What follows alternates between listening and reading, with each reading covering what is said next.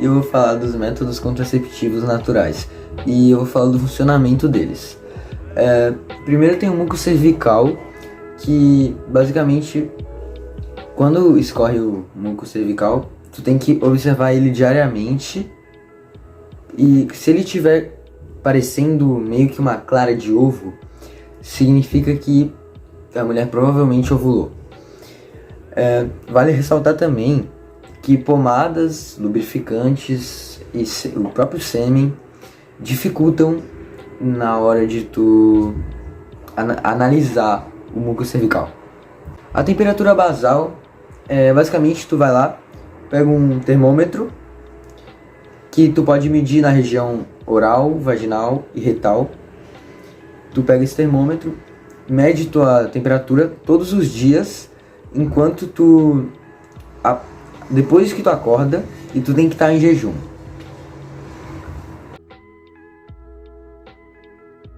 Oi, eu sou o Bernardo e hoje eu falo sobre os métodos naturais tabelinha e o coito interrompido. O coito interrompido é quando numa relação sexual o homem pressente a ejaculação, retira o pênis da vagina e ejacula fora dela. Como funciona a tabelinha? A mulher deve anotar o primeiro dia da menstruação e contar quantos dias passa até o próximo período. Oi, boa noite. Meu nome é Luiz Mauro, eu sou ginecologista e obstetra e vou falar alguma coisa sobre os métodos contraceptivos naturais ou comportamentais. Bom, para começar, esses métodos são aqueles que se baseiam na identificação do período fértil da mulher e na abstenção sexual nesses dias, para evitar a gravidez. Eles necessitam de certa disciplina por parte do casal e também conhecimento do próprio corpo. Quais as vantagens e desvantagens desses métodos? De vantagem, eles têm baixo custo e são métodos simples. E de desvantagens, acho que uma das principais é que não protegem contra doenças sexualmente transmissíveis e não são tão eficazes para casais que querem usar esse método, né, durante um grande período de tempo. São casais que, se de repente ocorrer a gravidez, tranquilo, não tem tanto problema. Oi, eu sou o Fred e eu vou falar sobre se esses métodos protegem ou não contra ISTs. Então, todos os métodos esses que nós falamos não protegem porque todos têm um contato com a vagina, então não tem nada que impeça de entrar em contato com o pênis diretamente. Então, não, nenhum deles protege contra as ISTs. Oi, agora falando sobre as curiosidades aqui da tabelinha, em primeiro lugar.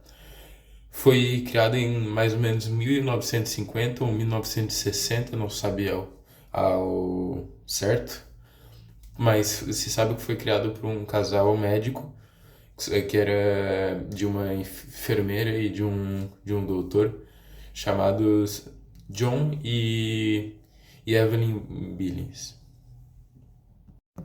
E sobre a temperatura basal, você sabe que foi descoberto em 1808 por Jacobo e Squire, que eram dois estudantes, quando perceberam a mudança de temperatura durante o segundo ciclo. Agora, uma curiosidade que poderia até estar na aba de desvantagens, mas eu acho melhor realmente ficar na aba de curiosidades. Apesar do coito interrompido, sinceramente, a função principal seria não ejacular dentro da pessoa. mesmo não fazendo isso, o líquido lubrificante que é de pré-ejaculação, que é utilizado para limpar ali de qualquer conteúdo ácido, assim, para que os espermas consigam sobreviver e lubrificar, inclusive, para penetrar mais fácil. Então, esse líquido de pré-ejaculação às vezes pode sim acabar levando em um espermatozoide, que pode sim acabar levando em gravidez. Outro fato curioso sobre o coito interrompido é que muitos religiosos, muitas pessoas têm crenças que seria o método definitivo e o único método aceito por Deus. E isso é muito predominante do cristianismo, inclusive.